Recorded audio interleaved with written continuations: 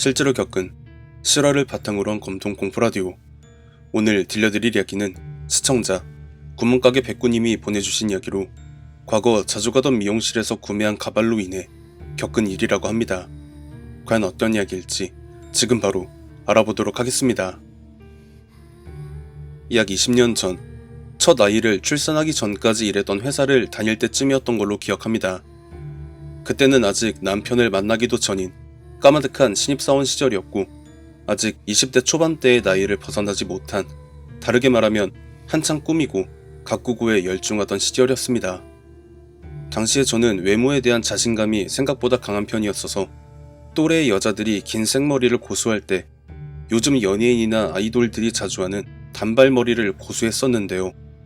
어느 날 친구들과 영화관에서 보게 된 당시 톱스타분들이 주연 배우로 활약한 영화 내 여자친구를 소개합니다에서 히로인 역을 맡은 전지현님의 머리를 보고는 그대로 뿅과 넋을 잃어버리고는 그대로 자주 갔었던 미용실로 달려갔습니다.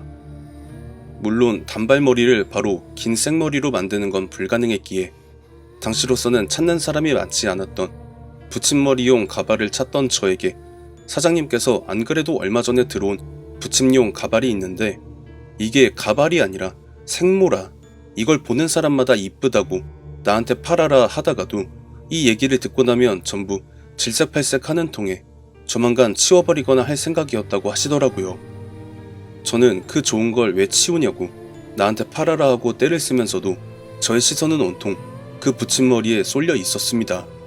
마치 그 붙임머리가 제게 손짓을 하며 말을 걸어오는 것 같은 착각도 들 정도였죠. 날 가져, 날 만져봐 하는 것처럼요. 그렇게 사장님은 저의 성화에 어쩔 수 없다는 듯이 붙임머리를 내어주셨는데요.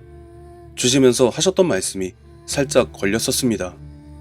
이상하게 그 가발이 들어온 이후로 미용실 안에 혼자 있으면 어떤 여자 목소리로 말을 걸어오는 것 같기도 하고, 갑자기 돌연 정수기의 레버가 당겨지면서 뜨거운 물이 혼자 바닥에 흐른다거나 켜져 있던 TV가 꺼지면서 시끄러 하는 선뜻 믿기 힘든 현상들을 겪었다고 하시면서 만약에 이걸 가져간 이후로 이상한 일이 생기면 바로 갖다 버리고 자기한테 말하라고, 받았던 돈은 바로 돌려주겠다고 하시는 거였죠.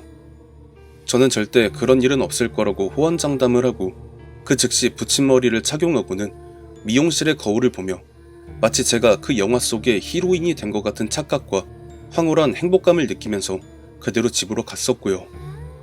그 가발이 진짜 요물이었던 게 아무리 생모로 만들어졌다고 하더라도 머리에 붙일 때 말고는 따로 관리를 하거나 손질을 하는 것도 아닌데도 희한하게 윤기가 흘러 넘치다 못해 자칫하면 끝부분에서 머릿기름이 한 방울 톡 하고 떨어질 것 같은 모습을 유지했었어요. 그리고 사실 외모에 대한 자신감은 있었지만 그건 어디까지나 제 생각이었을 뿐이었고, 막 길거리를 지나다니면 남자들이 고개를 돌려서 쳐다보거나 할 정도는 아니었는데도 그 가발을 머리에 붙이고 나가기만 하면 번호를 물어보는 남자들의 행렬이 생길 정도였어요. 상황이 이러다 보니 저 스스로도 슬슬 미용실 사장님이 비밀 얘기하듯이 제 귀에 대고 조용히 말씀하셨던 그 이야기가 생각나면서 설마 이 가발이 진짜 뭐가 씌인 물건인가 하는 의심이 들기 시작했는데요. 그런 제 의심에 쐐기를 박는 일이 그 시점부터 생겨나기 시작했습니다. 처음 이상한 일이 일어났던 날은 낮에 회사에서 일을 다 마치지 못한 상태로 퇴근해서 집에서 야근 아닌 야근을 하고 있을 때였습니다.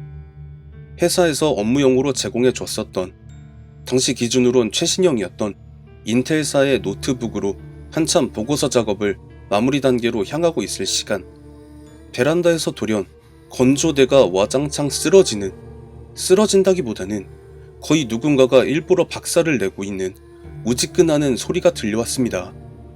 당시 제가 살던 방이 오피스텔이었는데요.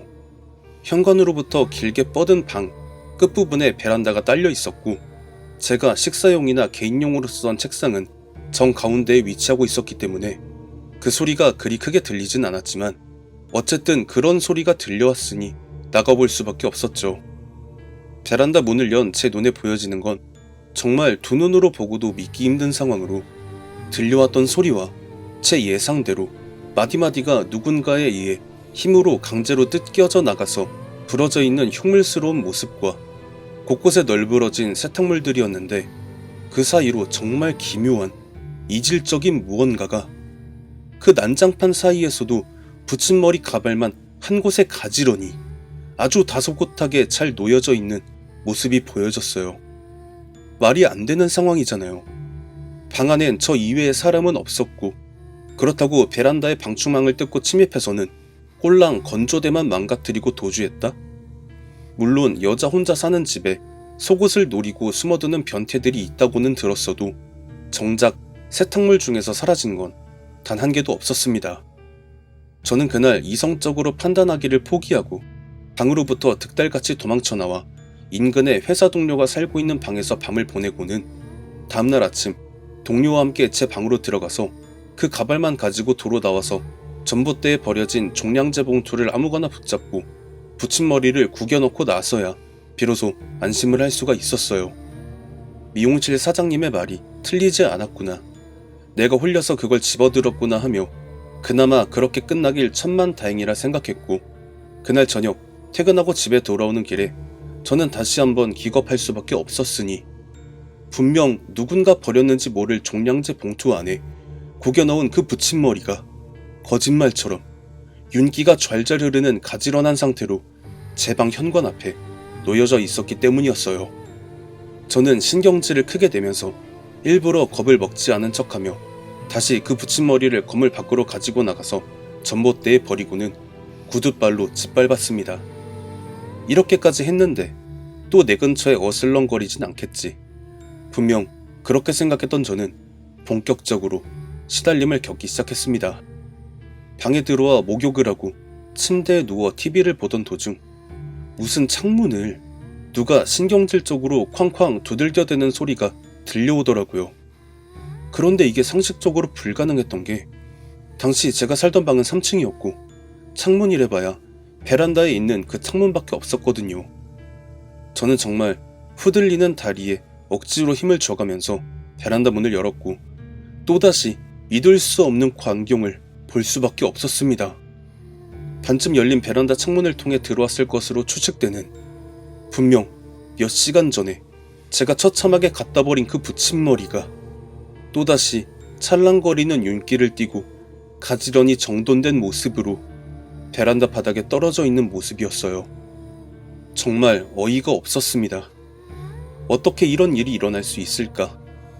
저는 차마 그 가발에 손조차 대지 못하고 그대로 베란다 문을 닫고 걸쇠로 걸어 잠근 다음 서둘러서 바깥으로 도망 나갈 채비를 하고 있던 중에 언뜻 돌아본 베란다 창문 너머로 사람의 실루엣을 보았습니다.